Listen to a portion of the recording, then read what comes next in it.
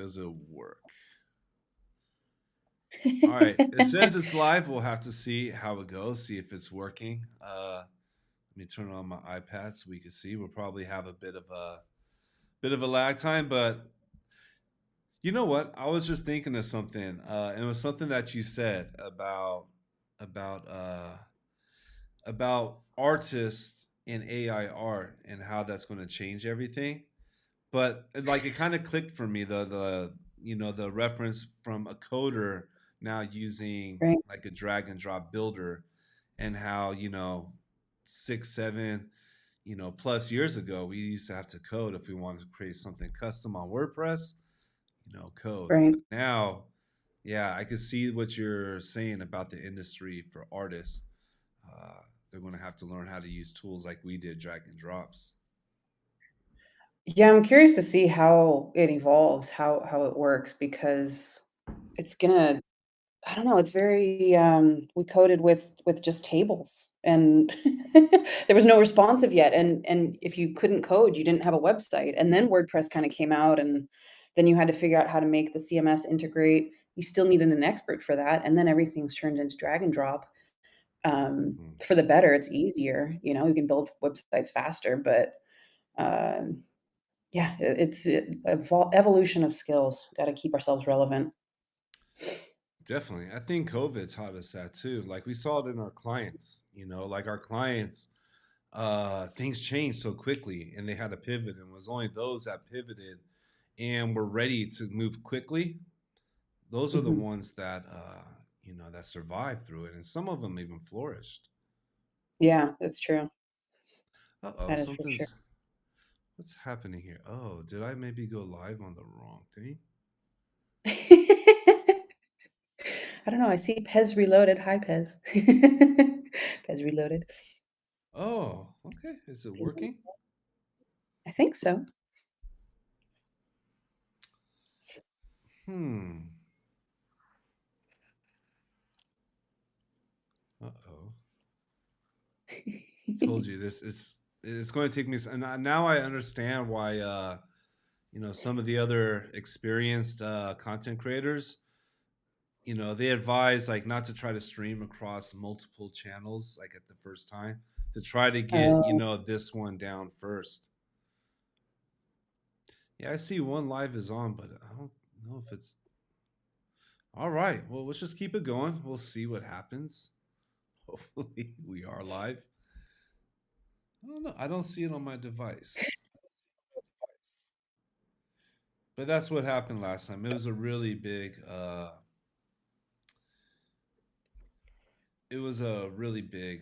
lag. Let me just try one more time. Hey, yeah, there's 6 people here. What's up? All right, cool.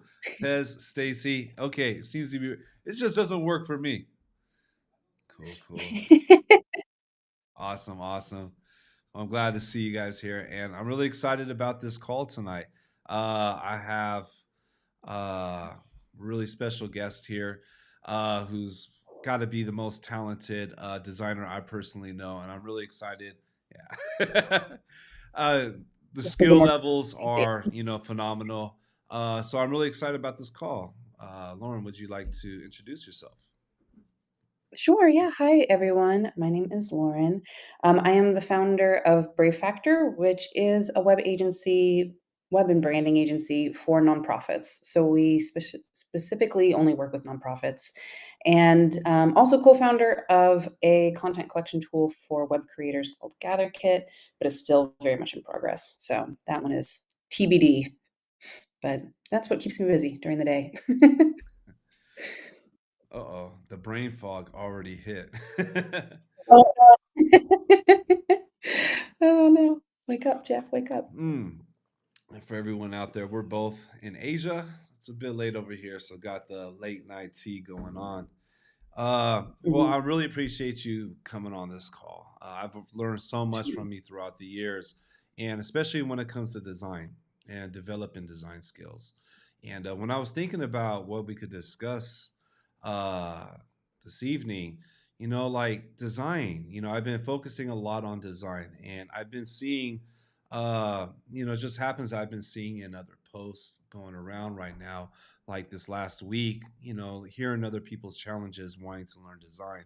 So, as somebody who learned from you from design, but knowing like where you're at with your design, your design skills, which are just like I said, you're like the Obi-Wan always. That's how I always look at when I'm trying to I'm like trying to push my design skills, and I see you put out a new design. I'm like, darn, I got so far to go. But I thought this would be a great opportunity to hear about your journey, how you got to where you're at as far as developing your design skills. So, can you let us know how you started and what you did to develop those skills and nurture them, to get to the level Mhm. that you're at?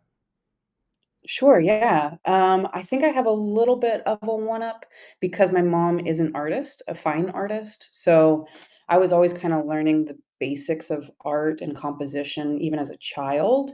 But in terms of like formal education, I did an online art school just to learn the tools. It didn't really teach you, the fundamentals of color, basic color theory. But a lot of it was just like how to use Illustrator, how to use Photoshop, and I had to try to refine myself. So a bit self-taught through design. Um, I think that when I started, what really helped me was uh, being open to criticism, which is really hard for most artists and designers. Uh, Instead of asking like, "Do you like it?" with the client or with peers, friends and people that you trust, asking like, "How can I improve?" or "What can I do to make this better?" And being ready for brutal honesty because that's the only way that we really grow. And then the other thing that I tried to do a lot, especially early on, was mimic. And Mm. some, copy is a harsh term, but I forget who said it. It was like Pablo Picasso or something like that, like imitation, there's one of those lines like that. But if I'm going to learn, I might as well try to learn and follow the patterns from the people that I admire and see what they did and try to replicate it in my own interpretation, um, and figure out where it gets short along the way.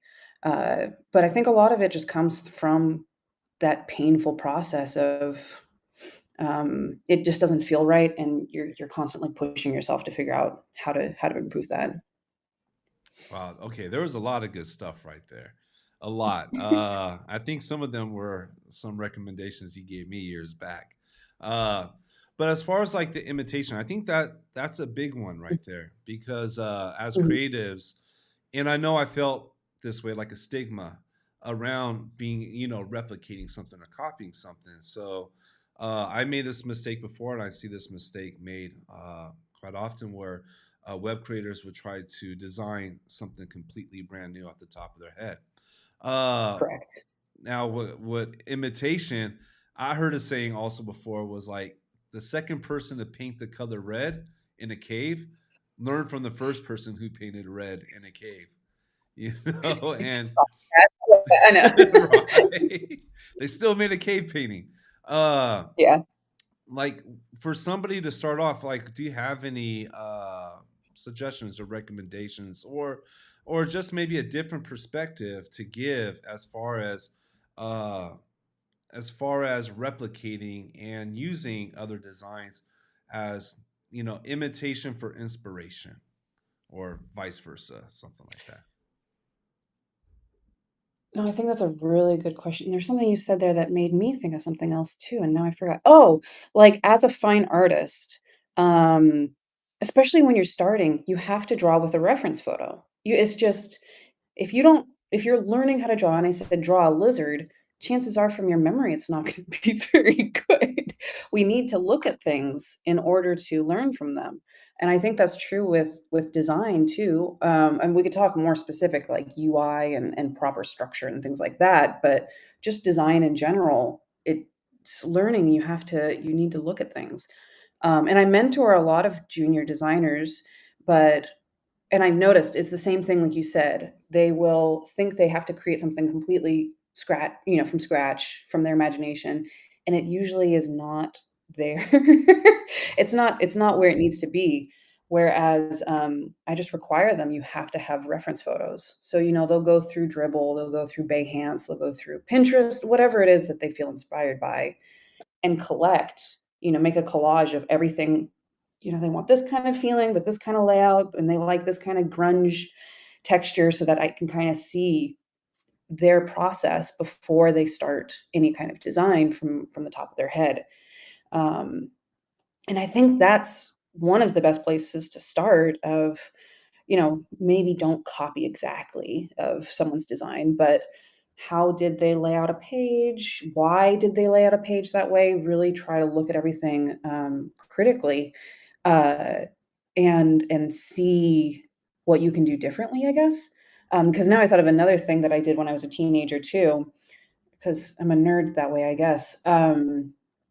I would. I would analyze, all the design I saw around me. So any billboard, any online advertisement, anything, I would look at it and I would try to say, like, "What would I do to make this better?" Or, "What would I do to improve it?" Especially if it feels off or something. And then I would start analyzing just on day-to-day life of, "Oh, this book cover, you know, I really like this book cover because," and trying to put that all into words because of this layout or whatever that might be. It's funny you said that. Right now, I was looking for inspiration for a project. I'm just scrolling on the phone, and an ad came up, like on, a blog. But the ad had really good colors. I was like, screenshot it. Yeah, exactly. There's some inspiration right there. So okay, brought up processes, and processes are great. How do you, let's say for the junior designers that you mentor, how do you Mhm. help them develop their process? Very strong SOPs, very Mm. strict, and a lot of training, for the people that work with us anyway. Um, I guess tonight I'm just feeling very inspired by fine art, but, like, in art, there's rules, there's general rule. Either things are, like, centered or things are, you know, you got the Fibonacci circle or you got the rule of thirds. That applies to design too, and it makes the design better. And so even just learning some basic art rules and UI rules will help make your designs better. If you learn rule of thirds, if you learn, you know, eye patterns on how, like Z or F pattern on how does the eye consume information, um, just make everything, you know, if your stuff is not really aligned correctly, make it aligned, make it consistent, make it simple. Don't put, you know, a billion colors for different buttons on one page. Just keep it really, really simple and clean. And usually that will make the designs better already. But yeah, we came up with a lot of systems and rules within our agency, just like, you know, avoiding centered text or making sure that each row, unless it's like long form content, is generally consumed within like 800, 900 pixels, just things that are kind of common sense, but help usability and the design in the process. That's interesting. So it sounds like you've created SOPs to help teach some of the Mhm. core fundamentals of design. As much as I can, because I think that um, it's hard. It's hard for me to communicate, I think. It's hard for me to communicate sometimes what is good design, and so trying to find those kind of patterns and be able to put it down into training so that someone else can replicate that, has been really valuable for me because it's like, why do I design this way? Or why do I, you know, why does this design feel better if it looks like this instead of that? I'm a very, you know what? I'm not A blood type. I thought I was, and I tested, and it's not A blood type. So I take back that. But, I'm a very A type, I guess, in that way of I like systems, I like rules, and then Mhm. designing within those rules of, kinda having that as a foundation. And I think as you get more and more experienced, you can start getting more crazy with your designs, but always just kinda like, you know, learning the basics. We gotta learn how to ride a bicycle first. Right, right. And I think that's one of the challenges many web creators have, especially web Mhm. creators are coming in this, era of having page builders like Elementor, Bricks, and or even just the bare bones like Gutenberg. We're still coming in with Right. tools that help us get started quicker. And I know from my own experience, design, like there's no formal training. There's a lot of training when it comes to learning code, learning CSS, learning JavaScript, and all Right. of that is like defined, is defined. But when it comes to design, it's subjective. So what looks good sometimes, I found the same thing. How do you verbalize it? How do you put that into words and articulate it, and to get somebody to see the same subjective view?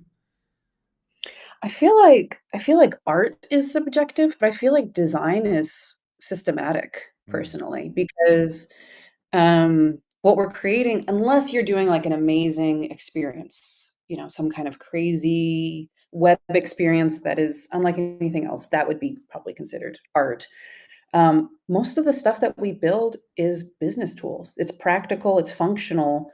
We're helping people accomplish business goals, either, clicks or sales or subscriptions or whatever it is. So, um, if the design is subjective, it should be subjective towards the target audience to appeal to them, but the core of it still exists as a tool that needs to be functional, I think is the challenge of of UI design. That is well articulated right there. Subjective to the core audience. There are still Mm, rules to follow in design. And once I went down the path of learning, UI, UX, the fundamentals, learning, the things like the golden ratio, the 60-30-10 right. rule, all those, the design structures. Once I learned that, I kind of started seeing it almost mathematically. Like I got that joke. I never want to see 7 pixels. And like my team and anybody that works with knows, if I see 7 pixels, I'm gonna flip my lid because it makes no sense. In no universe does 7 pixels make sense in anything, But the reason why I joke around about it is because, like it is mathematical when you break it down in a way, say we're doing spacing. If we have everything down with systems, we could use math to figure out and to keep the placements going. Really Mhm. quick, I just want to give a shout out to everybody. I just want you to know that I am excited to see you all here. Pez, Stacy, Salim, Learning with Maha. Yo, Sean, what's up? I'm glad to see you all. And I see some good questions already. We are going to get to those questions for sure coming up shortly. And if anybody else has any questions, this is a good time to ask, especially if it's about design. And if anybody is feeling like they need some direction, or they have a question about, how can it get better with design, how can we develop our design skills, like we could watch Elementor tutorials, and we could do Codecademy courses, and learn our development skills. But what about the design skills? If you have questions on those, this is a good time to ask. When I started off and I was a newbie, Lauren taught me a lot. She was one of my mentors that helped guide me along this way. Advice that she gave me, and also other mentors as well, helped guide me to this place. Yeah. One of the ones I love that you gave me, I got to share this because it was like I was brand new. And when I was brand new, and you got the opportunity to connect with somebody that has been doing this for a while, but also has phenomenal skills. For me, I just listen. I'm just like, okay, that's what to do it. I remember when I would send you my designs, and you circle in and cross it out. And I swear, every design I sent, it was like so many red X's on it. Uh, it taught me how to look, though. It taught me how to look through the eyes, through your eyes, but someone else, like a designer's eyes. Okay, what would they see? So that really helped me out. And then one other one too, when it came to typography, I remember you told Mhm. me stick to one font and master it. Keep using the Mhm. same font on every project. Advice like that is valuable. That's like one of those ones where, if Mhm. I didn't do that and stick with it and master the font that I was on, I never really would have understood typography, understood really how to use line height effectively, how to use letter Mm. spacing effectively, how to not do any widows. Used to, I didn't even know what a widow was. If anybody knows what a widow is, drop it in the comments. Those orphans and widows, I know. Yeah, I a drive bonus my for the orphan. crazy. I know. I don't remember giving you that font advice, but that one is that is a good one because we do that, like, don't use more than 2 fonts max on a website. It'll slow it down, it will make it look cluttered. Um, all that kinda stuff is good basics, so Mm. You know, we got some good questions coming up. Stacy just asked a really good one. And actually, this is a question I was going to ask you too, is about mentorship. Uh, so having a Mhm, mentor, I feel is super important. I feel it's really mhm, important to have somebody that could at least guide, somebody who could give you feedback, not feedback to like, this is wrong, this is wrong, this is wrong, but feedback to help guide that's coming from a mhm, genuine place. So Stacy's mhm, question is, what's the best way to find a mentor? And there's a concern that, many people, they're going to feel like they might just be trying to steal their work. mhm. That's a really good question. Um, I think it probably starts with following people that you admire. So if you see certain agencies or designers that do really good work, really following them, and if you can create a connection with them, all the better. Um, I know people's time is always valuable, so it's hard sometimes to get them to, like, critique your work or take the time to mentor you. I know she said in there that, it feels like you're trying to steal their work, and if anybody feels that way, then, you know, I think they have a little either too much ego or too much fear because, it the way teaching people and sharing with other people is you become a better person as well. I would not, be challenged to make myself better if I didn't have to share what I knew with somebody else, because then it makes me really critically reflect on myself. So that's probably just not the right people if they're not willing to share. But there are people out there that are willing. And one thing that I do too, it's maybe not so much a mentor, but also, like Jeff, and I have another phone call too with, another business friend of mine where we just have calls and we share what we're working on and ask for feedback. So it's more of like a peer relationship, but just kind of the way that we can bounce ideas off of each other really helps, build both of our skills. But yeah, where to find them? I don't know. Instagram stalking? I'm not sure. I think they're all around us. I think there's two types of mentors. There's a Mm, mentors that we engage with, that we have calls and we have mhm, communications with, and then there's mentors that we never spoken to, that we learn from just by watching their example. People who are out there, just giving it all, putting it all out there. I think many people here, I think everybody has a mentor already, especially if they're watching this. If anybody's watching this, they want to learn. And I'm sure they're not just learning from me, they're probably learning from many people. And some they might be learning consistently from. I know there's one podcast I listen to every single morning. And even though like me and that person, we never, spoken really, I still learn so much from them and I consider them a mentor. Now the other kind mhm, of mentor, like what you said, is kind of like what you said, like, we have a call, but it's more like peers discussing. I feel like if it's a mentor relationship where it's in person, it's a two-way thing. It's a two. It's not mhm, just call, get advice, and that's it. It takes time to uh, to develop, those relationships. And like I've had two two who I feel who have been like solid mentors for since I started doing this, and I'm good mhm, friends with both, and we grow. We grow and we bounce things off of each other. And like for me, it's a two-way thing, and I always want to be there uh mhm. for the other person. There was one other thing too, and I just completely blanked on it. It'll come in a Drink more tea. moment. Yeah. Mm. Um, I know. I think it is good though, like you said, because your designs too, you put out stuff, I'm like, "Gosh dang it, I gotta do better too now." Like, you and I are constantly trying to not one up each other, but like we push each other. So I think it's a I good try to, but you're the Obi-Wan.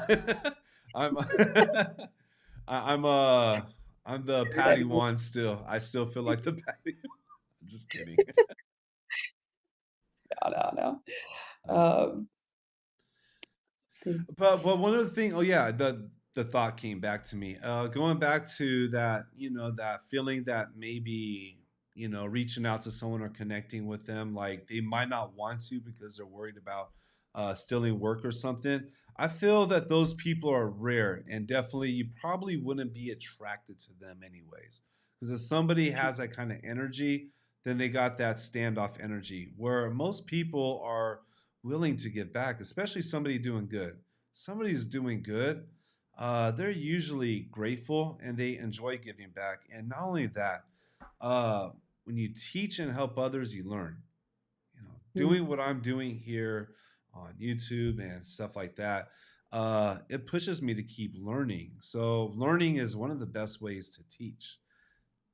mhm, mhm. What I used to do too when I was learning a lot, more specifically towards business, not necessarily design, was inviting people out for coffee and just paying for their coffee, paying for their donut, and just trying to get them to talk about themselves and learn from them within that hour. Because like, true mentorship is an investment in terms of their time and energy, and especially with business mentorship, it's more like it's a living, people make money from that. So it's hard to kind of find that, um, investment from others for free sometimes, so there's always ways to try to connect with people and pick their brains as you can. Yeah. I just figured out what happened. Oh, I just saw that comment the too. It the says, "We're still waiting." software I think started a brand new live instead of connecting to the one I had set up. Oh, Hmm. that's sad. Learning curves, you know. Sorry, you guys. Oh, Glad you're here. oh, Alan caught it. Alan, oh man, ooh, how did that happen? Yeah, there's see the thing about doing lives, I found out you can't really test. You can't test without going live. No, I Yeah. know, that's true. Maybe while you figure that out, I can answer Salim's question. Yeah, that'd be great. If you want yeah, his question or sorry, their question is, can I be professional in Elementor without needing to learn Figma? I think so. I do believe so. There's a lot of, designer developers that just build in the tools that they have, and, Jeff, you do that, don't you? You just kinda build sometimes straight into Elementor. I'm starting to Or you now, always but I used to be, always I was a sketch user. Now I'm on the yeah, Figma train now. But no, yeah. I've always mostly always designed mock-ups, high fidelity mock-ups first. But in this last year or so, I've been able to create uh, right into Elementor. I think it depends on your own thought process and what makes you comfortable because I still sometimes I get an iPad and I sketch. Like I need to draw a wireframe before I do anything else and I want to map out like my blocks before anything. So really I think it depends if you can do good design without Figma, then I think do it. Like don't let Figma hold you back. Yeah. But Interesting. I think the next call, I got another guest coming on. He's got a YouTube channel as well. And we're going to be discussing that topic actually. oh nice. Yeah, that's going to be the topic because he just put out a really good video on his channel about not using Figma, just designing right into Elementor. And I've always designed high fidelity mockups first. So I, Same. I think it could be done. I think, yeah, for sure. Like I've been able to design sites right into Elementor that were just as good as a high fidelity mockup. But I do feel learning how to design a high fidelity mockup is what got me to the point to be able to do that. I think for me too, I needed that practice of I don't know, maybe we're just old school, Jeff. I've been thinking about getting a Figma tattoo. For real. For I real. know, I you might got get your one. sketch tattoo, and I know. About to get the ink going again and getting all the ideas. I'm like, I could throw a little Figma like right here. I'm about to blast up my hand. So Brandon, you need sponsorship money. Only do it for, I don't know, a year. right, I reached out to Sketch and I sent them a picture on Instagram. They never responded. I was like, what? You could at least put like a Yeah. IG post out.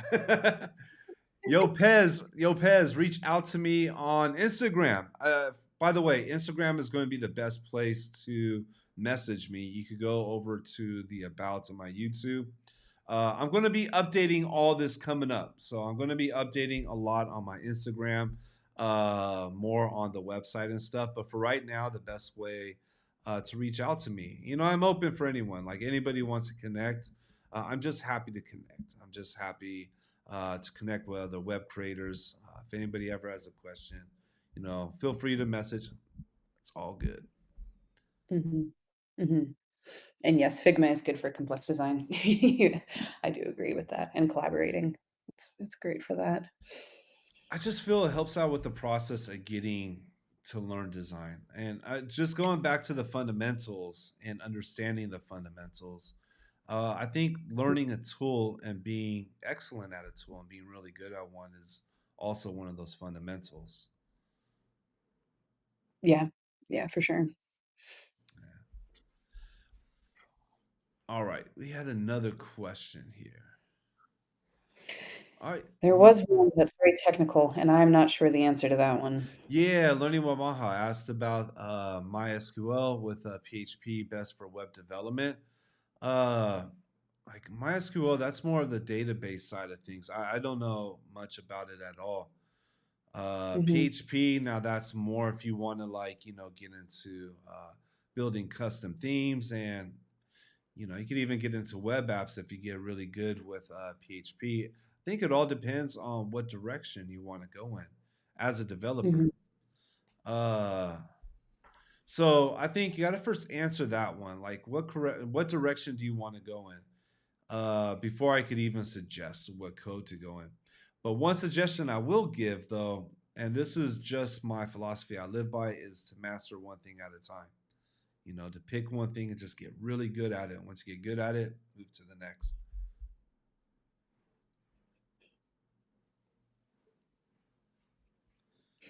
All right, just catching up on them. It's been a half an hour. Time flies. Okay, somebody asked though. Okay, we could have a little bit of fun. All right, so I did want to bring this up uh, because we're going to be doing this every week going forward. Like every week going forward for at least this year, I want to be doing this web design live calls, and I'm going to get the software down right so it'll be in the right video. But I want to do these every single weekend. One of the things I wanted to do was live critiques, live feedback, and guidance.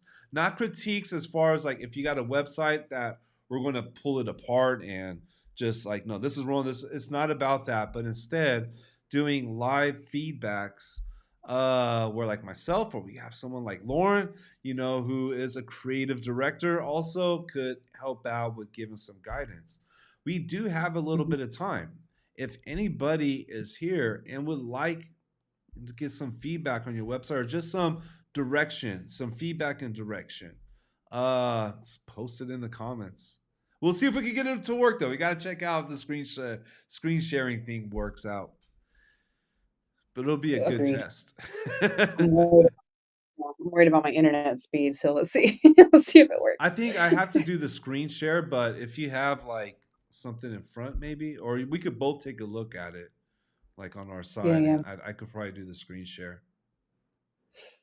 Okay, going back to learning with Maha, she wants to be front end developer. Okay, cool, cool. So front end developer, uh, first off, HTML, CSS. HTML you should be good at. That shouldn't take too long. But should know HTML and how to properly do semantic structures on websites and how to build that up. CSS, you should know CSS as well too. I feel a good front end developer should know how to build page with just HTML and CSS. Get really good at that. That's just my suggestion. After that, move on to JavaScript. Or you could also PHP. I don't know. Is PHP considered front end? It's No, more. PHP is still back end. Yeah, It but is. that's more it's really basic. Usually you use that as do people do pure PHP? Because I know, like, my developers, they know PHP, but then they work in Laravel or they work in, like, Node.js or something, so it's always, like, a combination. Um, but usually for, like, just basic brochure websites, usually just a CMS that's, like, a pre-built solution is better than coding custom. Yeah. Yeah, I think if you're starting off and you're still, questioning like where to start off as a front end developer, get Yeah. HTML, CSS, get that down. Because look at now, becoming a front end developer is much different than what it was 5 years ago with the tools that we have. We have tools like Elementor, Bricks, and other tools that help us out. But still, I think it's essential for a developer to know HTML, CSS, or Mhm. else we're always going to be limited by what those tools could do, but also we're not going to understand how to fix it when something goes wrong. Something breaks, you got to be able to know how to go into the inspect and like really diagnose it to figure out how to fix it. So I would start there.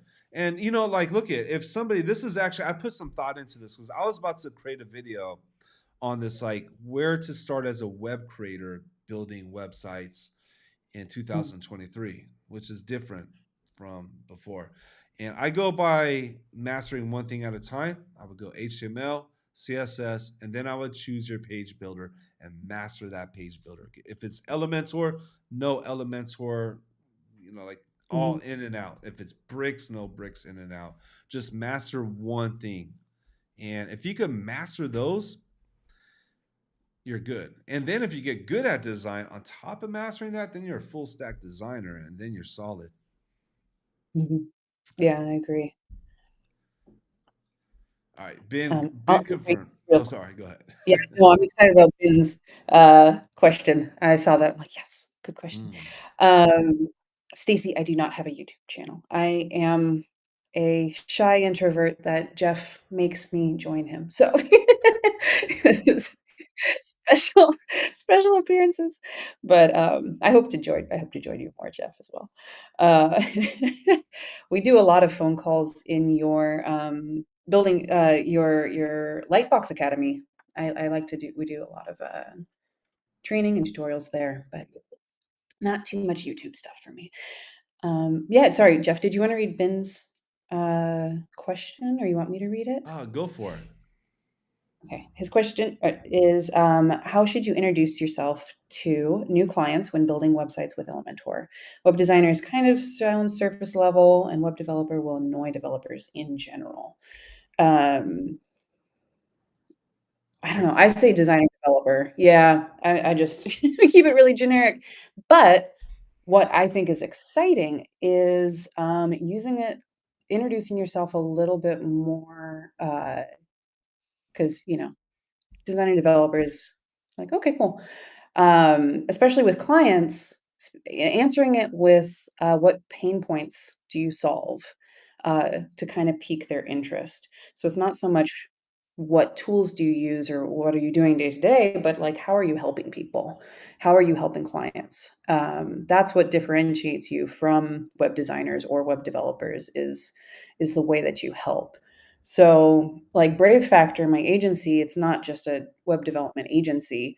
It's that we help nonprofits avoid lost opportunities through clarity and good design. And doing a very, it's a little wordy, but you can do it tighter than that. Um, they know exactly what I do now, and they know exactly how I can help them.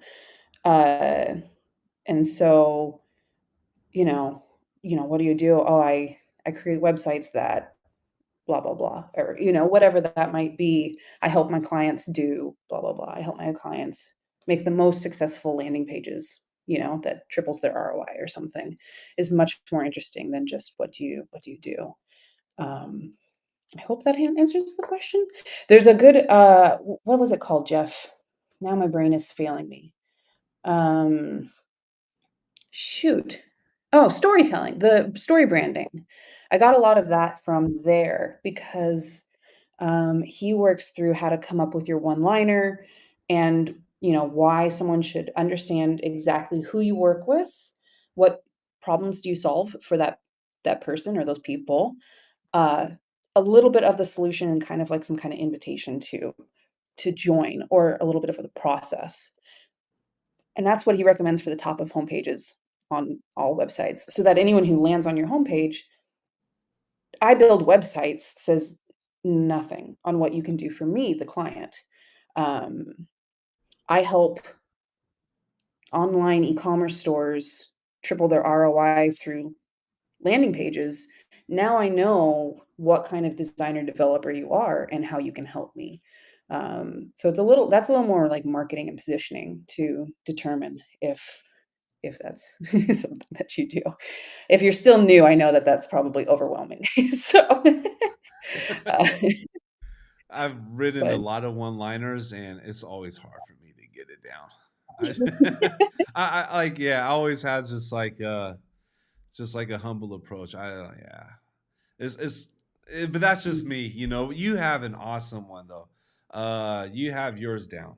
You know, like what is yours? Like mhm. yours is for. We help nonprofits avoid lost opportunities through, branding and design, something like that, yeah. Yeah. That we, that the pain point that nonprofits have is that they're losing donors and funding, so we wanna help them avoid that just by looking better. So that's how we use design to help transform their businesses, but yeah, I have to write a lot of one-liners too for my clients, and a lot of it is too it is nonprofits, but it's like, how do you make that effective for donors, for funders, all that kind of stuff in a really, really short way? That's a conversation within itself. Yeah, yeah. How long did it take you to get that down? I feel like I'm still learning. So Yeah, maybe that's just oh, yeah. I've tried. I've written them down and I practiced them, and then you get the opportunity. Like you meet somebody new. It's like I create websites. I agree. That just makes it I do the typey, I make the circles, yeah. But something Um, though, something Ben did mention. Don't want to mention web developer. If you're an Elementor user, because it might annoy developers. I know what I'm about to say is going to annoy some of those developers, but I don't care because, like, look at here's the thing: times change. Times mhm, change, and right, technically, we are developing websites. We're not mhm. coding it. We're developing it. We're creating it. And I know now we're like coining the term website creator because of that. And I know I don't want to step on anyone's toes that put in years and years of learning code because that is a special skill to learn.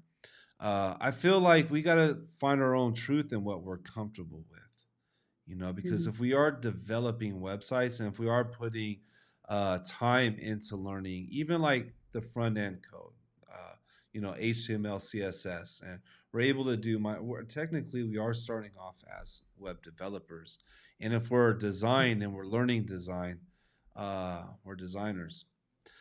But yeah, definitely being able to take time. I think it's a process to get there where you could answer that question uh, in your own unique story brand type of way. You know. I know, back in the day, if you're not so sure on, like, what kind of problems you solve, I create blank for a certain market or audience or area is a good way to kinda start by differentiating yourself. So I create websites, not designer or developer, I create websites for nonprofits, or I create, solutions, Mm, online experiences, whatever terms, you wanna use for that. yeah. But, and then I think next step is kinda knowing what problems you solve. That's kinda 2.0 is a little more advanced. Yeah, especially if you're like niche down, I think that's going to help out. I like Yeah. website specialists. I've used that Mhm, one before. I specialize in websites, like, and I do. mhm. I've dedicated years and years of my life just to websites, so I feel comfortable saying that. but it's also very generic and yeah, not as dope as yours. You got a dope liner, like yeah, we did it. It's just so natural. Uh, Half of it, yeah, and then Alan says, website success specialist. Yeah. but All right, so I'm gonna go back to Charlie. Charlie B. He's happy to pull his side apart. Charlie, we could do that real. We got some time right now. If you want to post the link up, we can see if we could get it on screen share. Take a look at it. We're not gonna rip it apart, but happy to give feedback, give some critique, and some guidance on it. I think that'll also help out other people. And going forward, for anybody watching this, all right, you guys want to have your website reviewed. If you do want to break up and build up of it, let me know, post it, come here, bring it. We're doing this every week, and that's the reason why I'm doing this. I'm opening this up so that way nobody has to be learning alone. That's been my mission. Like my new phrase, my new tagline is web creator, edu creator. Just want to make sure no web creator has to learn alone. So that's what we're doing here.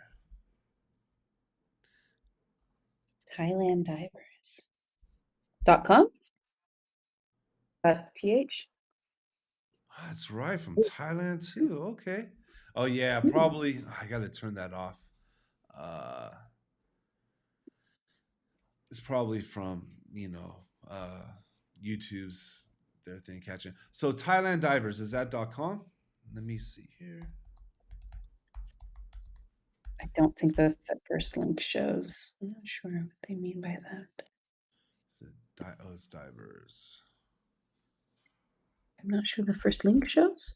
It's .com, I think. Is it There we go. .com? Is that I correct? got it. It's Thailand-divers.com. Mhm.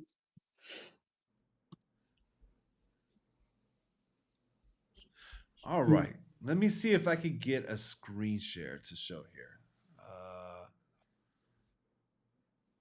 Hey, it's working.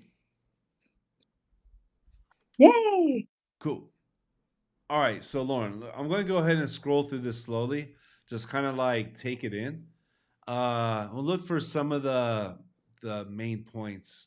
First off, I'm going to be in Phuket in a couple of months. So, like, You yeah, I go want to get hooked diving. up with some diving, man. I'm going to be in there in March. Yeah. Escape the smoke in Chiang Mai. All right. Can't see your scroll, but I can look at it on my screen though. Sorry, we got some technical issues here, so hold on. Okay, so first, how about this? Because I know there's a big lag going on between what we're seeing on on YouTube right now. We'll first go with the banner, and then the next section, which is the 3 cards, Okay. and then I'm just going to kind of take it in. The next one, the boat section, the boat grid. Okay. Yep. I see. I'm on the same sections as you. Okay. Cool. Um. Phuket dive tour. Just scrolling to the end just to soak it all in. All right. Okay. Yeah. Me too. Okay, cool. I got some thoughts. Do you want to start with the banner? Yeah, I have some thoughts too. And first of all, thank you, Charlie, for Yeah, volunteering, for sure. For sure. putting yourself out for sure. Um, let's see. I love the colors that you have going on here. It's very it matches the excitement, I think, of diving. And I see that we just have a very simple font. That might be one way to improve is to try to match headline fonts to the kind of font from the logo. And I know like Google gives a lot of free fonts that might be able to get you closer than just Times New Roman. Oh, it's supposed to be Railway. Is yours Railway, Jeff? No, I'm seeing a serif font. You have Yeah, I'm seeing a railway? Sarah. No, but I'm looking at the CSS and it's supposed to be Railway. So Oh I think yeah. Are maybe you also seeing serif on your end? Yeah, I am. So maybe that's something that can be fixed is maybe your fonts Oh, are I see what's happening. I see what's happening. The railway's getting pulled twice in. It's not set right. The code isn't set right. The CSS. So we got to it add a should couple be right though. parentheses and take out one. There we go. Now we got railway. We're live hacking your website. Well, that helps, This is yeah. better. Oh, okay, yeah, yeah. I was that was one thing I saw too was the serif font. The serif font didn't match this particular brand and style. Same thing. Yeah, I feel the blue is like the blue and green like that mixture. I think it really complements the images. Plus, this is mhm, Phuket, where the most beautiful beaches in the world are at. Some of them, mhm. they are beautiful. Uh, it was dope during. I'm sorry. Quick story. COVID time. I went to Phuket and it was like being on a deserted island with all these beaches with nobody there. That was okay. Boy, Anyways, yeah, you can tell it's getting late. I start deviating. No, go yeah. ahead. I want to turn it back over to you, Lauren. I think you're in the zone on No this. I don't want to worries. break that zone. I can't get my railway to work, which is embarrassing because I should know how to hack this, but that's okay. Something to keep in mind, as much as I love the blue, you might wanna test. There's, a thing called color contrast checker.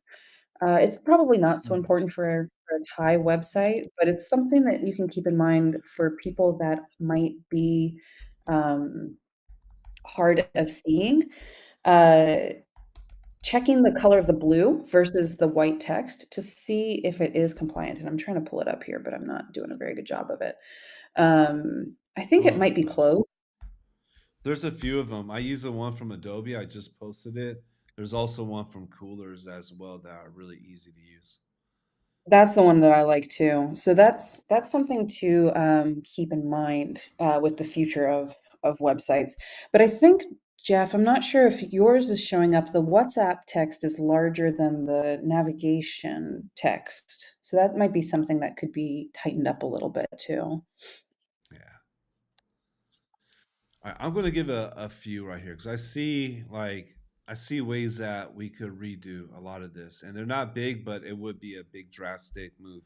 First, I think this image is really good. I'm sure you got a lot of good images. I would instead put a background image on here, and I probably would put Thailand divers. But I would also make like number one Phuket scuba diving center. I'd make this really big and bold and stand out. I probably would also align that here on the left. I could see I could see the image in the background and having that background Mhm, image, but also having a gradient overlay in the darker mhm, side on the left. That way, when you put the text over, the text is easier to see. Right here, the curved top right here throws me off. It just feels like it's too little bit of white space on the top. So I would move this all the way up to the top. Now, up over here inside the menu, the other thing would be the green WhatsApp with the red color. The green and red, especially red, just doesn't fit in this. I would leave that out altogether. mhm, Even inside here for the button, I mean, I'll probably put a button down here too inside the text. That's the reason why I would make it like a full out banner. And I'll just make it a button like contact us, and then I probably would put like the WhatsApp maybe up here, like with the email. Uh, mhm. yeah, so I probably would It do. depends on Oh, it good. depends on what, their most contact is. If it is or change WhatsApp to contact us, so it's a more noticeable,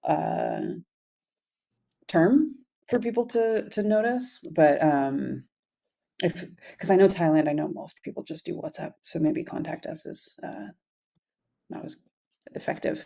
But Yeah, I yeah. would add to that too of having a, book your session or let's go diving or contact us or something in the banner as well so that that section is, has a little bit more of a call to action.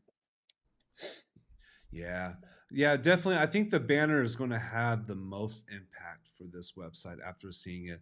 There's little like this is cool right here. There's little things like we could add some spacing and maybe like fix up for the line height, but that's just nitpicking right there. Mhm, mhm, I think this right here, after scrolling through, is your biggest opportunity to change this banner around and to make like a full width banner, and then not only just like making it like a full one, but I would be focusing on like the title on it. I would probably make the title like maybe Thailand divers.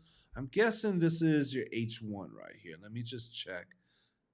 Yeah, mhm, so this is your, oh, this whole thing is so okay. I would turn this, this could be your H1, but then I would make like a big title. I'll probably make that small and put a big title like the top, uh, the number one diving spot in Phuket in the last 10 years. I would do something to connect, like get started right away. Not get started. That's kind of cheesy. I have to put some thought, but I would put a big title that would really like connect with the user over that, and then follow with a call to action. I think if you redo mhm, this right here, you're going to get a lot more results coming out of the leads out of this. mhm. I don't know how to use my words, so I'm just trying to design. Oh, are you designing right now? Are you putting something together? Trying, but it's slow Watch the going. magic happen. I know. I don't know how. Okay, But yeah, keep going. That's cool.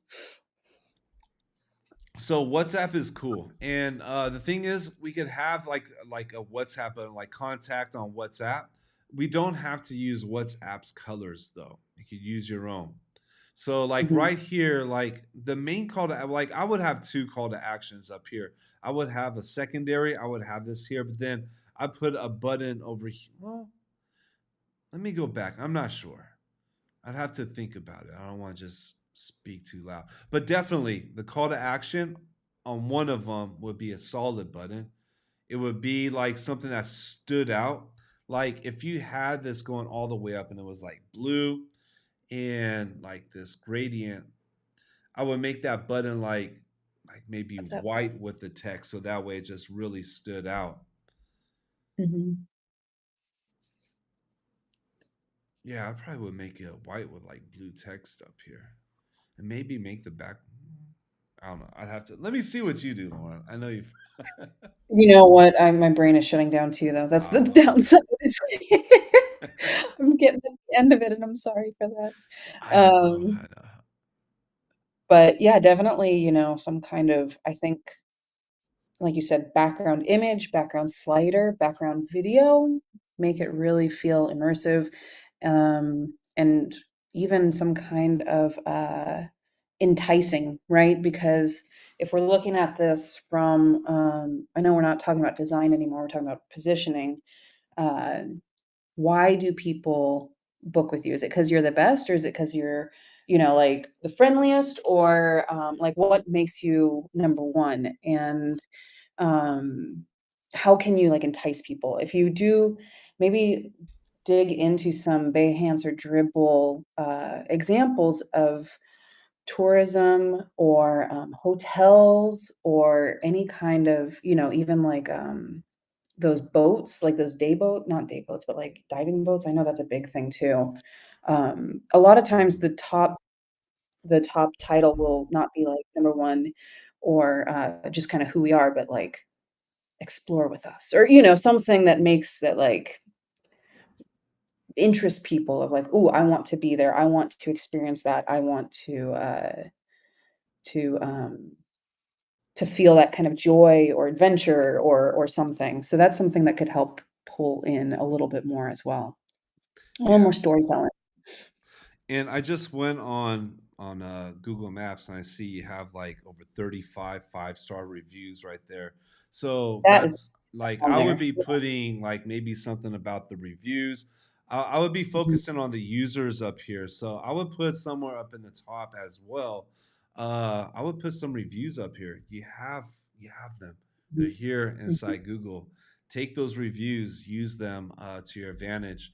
The space up here in the top bar, this could be your promotion or it could be a phone number. I would utilize this space up over here. Uh, yeah. This is, Jeff, I'm not sure if you're able to pull it up. This is an old website of ours. If you go to jaguarcreek.org, Um, that dang pop-up, man. Gotta fix that pop-up. I think that's kind of what we're both saying here is having that background image, having that big adventures waiting for you, and even in the banner, Mm, 5 stars from 200 guests is a really easy. And I'm not sure if you were in the original, not the original, in the talk earlier, but find things that you like and mimic it. Find yeah, inspiration, and it's okay to copy its layout. It's all just layout, and it's your content, it's your photos. um, Tell your story through designs that inspire you. yeah. This is Lauren's design right here, and It's like let 5 me years get old though, so go to five five years it's old. This is like when I first started building websites. I Where know. it was at. All right, this is what I had to. This is what I was looking up to. What I have to compete with now. 5 years later, we but no, we no. won't go I don't know why I'm saying compete, but I'm just there. late night being silly. But yeah, like right here, we could see the stars being used, like that full image. It really does stand out. And I feel like there's a lot of opportunity here for that to happen. A lot of great Mhm, imagery, a lot of good reviews, mhm. testimonials. So Yep. I would start here with the banner. That would be Yeah. the first place. And I would do like what Lauren mentioned, find other ones like this and just replicate it. Mhm, Just almost copy it, but just look at the thing is when it comes to, let me see, should I turn off the screen share? Are we going to share? I just want to show one thing until we go. Just one thing, one last part, because I'm going to do a little bit of nitpicky. All right, we got the banner. The next thing to do up over here is I would make sure everything is lined up on the sides. Create mhm, grids. So this goes back to let me use this in spec box. This goes back to just those fundamentals, those parts right there. And you should be able to put your inspect box right here and slide through your page, and everything should be lined up evenly on the side. But we're seeing right here, like the text has a different alignment. This text here mm, has a different alignment from that text back here. And then like right here, just in this screen, we see three different alignments. Now, one of the first things that I always do is choose a container and stick with that container. And usually I stick with two sizes. One is going to be the full width container, and that's where everything is going to line up except for the small sections. And I'm going to have that. And you could even write this down in a book as you're building the site. Like, here are my mhm, container widths, and you stick with it. That's really going to help out and have a big impact on the mm. overall look and feel. But I see a lot of orange too, which feels kind of random towards the bottom of the page. And so maybe being more consistent too with colors can help. yeah, then the typography. So line height too, that's way too big. Uh, Mhm, for for a small font, it should be like 1.4, 1.5. For a title font, it should be like 1 or 1.1. So if we were to change mhm. this to like 1.4, why isn't it changing?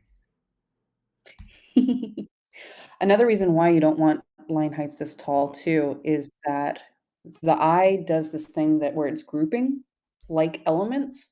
And so, at least for me, what I see, PP islands, where to stay and what to do. What to do is closer to the paragraph font than it is to the title itself. So what you want to do is try to keep that title, more as one block, so the eye identifies it as that, and then the content below that as one block. yeah. Get the space like this. So something like this, where we have 20 pixels padding underneath this, so that way the title's easy to read. Change the color. The hover is messing things up. But I would change That's this okay. color to like, I don't know what other globals you have here. Uh, Mhm, I would change it to like a darker blue, but darker than this though. mhm. Where is it at?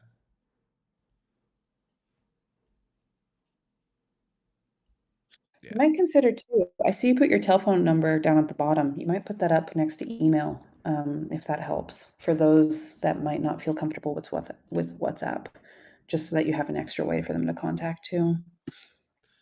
Yeah, that's how I'm going to call you. By the way, I did bookmark this, so I'm going to be hitting you up when I come down to Phuket. So I bookmarked it, and since I got a Thai phone, that's what I would use here. Uh, Overall, though, I mean, a lot of this is, I mean, there's small things to fix.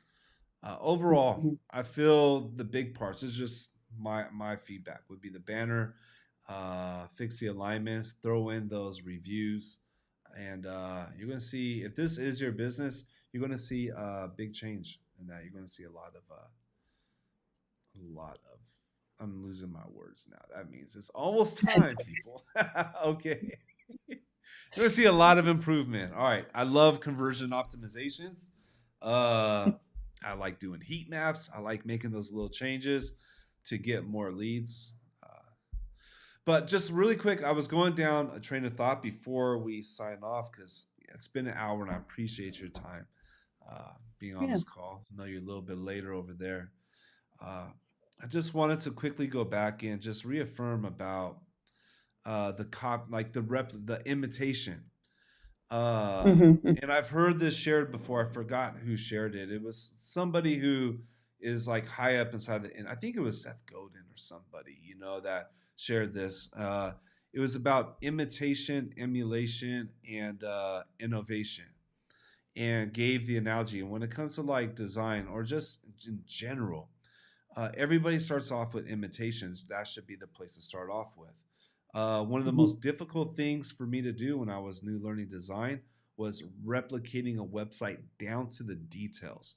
And that taught me so much. I had somebody suggest to me pick a website like a theme that you see on Theme Forest and try to replicate that down to the detail. Those little tiny, the line heights, the spacing, the alignments, all those little things. It is so hard to do and takes time, but it's the best way to practice. And it's almost like tracing. Like if you want to learn to draw, you put a paper over and you trace the paper. So Right. that's where most people start, and that's good. That's where we want to start. The next is going to be emulation when you get good at being able to replicate and being able to see those things. Like, Lauren, when you send me those, designs like this is wrong, this is wrong, this is wrong, this is wrong, and tore it up, I had to like start looking at design like what is Lauren going to see? How do I see these things? And once you start to see them, then you can emulate. And even when you emulate, you still take the design inspirations, you take them, you're like, okay, I could see this being used this way. It's not coming from the top of the head. The top of the head stuff is the innovation, and that is like rare. It is so rare to get to Right, this. There's like a handful of people that could do it. It's right. like such a rare thing, and to get there, you're looking at a really long, first naturally born gifted on a very long journey with tons of dedication. So don't even worry about it. Imitation is the way to start. It's not bad. I've been doing this for, what, 12 or 13 years now, and I still every design I pull up Dribble and Behance, and I have to just Mm. refresh my brain, get some ideas. I'm not even to the place of innovation. No, no. Maybe that's but yeah. If I try to go off the top Um, of my head, I'm going to sit there on Figma for days and get nowhere, and same, nothing's going to look same. right. But when I take, different projects, different websites, like, hey, I like how they built this out. I like how Yeah, they built this, and I use what I learned to piece those things together. Then it right. starts to work out. Just don't copy people's stuff and put it out there like it's. That is when we are. That's That's when a you're having no. problems. Don't do that. Don't use the same content. Don't use the same images. Inspiration, high on inspiration. Copy the layout, copy the flow, that's okay. The layout, I mean, like, chunks of content, like, the image flows this way or that way, but, yeah. Well, I really People appreciate you. I yeah, really Jeff appreciate. told me, yeah, I don't Sorry, Jeff. I Yeah, appreciate Alan, you inviting Alan, me. he's acknowledging it's midnight for you. And Alan, he's going to be on a call. I'm looking forward to it, mate. I'm looking forward to our call tomorrow on the Lytbox Pro Academy. So we got a pro call with Alan. We're going to be looking at bricks, coming to bricks as an Elementor user. So I'm really looking forward to that. And if anybody wants to know more about the Lytbox Academy, about that, we do weekly calls and stuff at a more of a higher level. You can check out lightboxacademy.com. Uh, I just want to thank everybody for joining. Charlie, man, for putting your website up there. It's not easy to do that. Big props on that one. And then everybody else for joining. I really appreciate it. Great questions were asked, and then mostly Lauren, I really appreciate you taking the time, sharing your expertise. I always learn from you, and I know a lot of others did tonight as well. Thank you very much. No problem. Thank you for having me. Thank you guys for all joining. So good to spend the night with you all, just hanging out and talking about design. It's always good. Yeah. All right. With that, we're going to sign out. Later, everyone. Thanks all. Have a good night or day.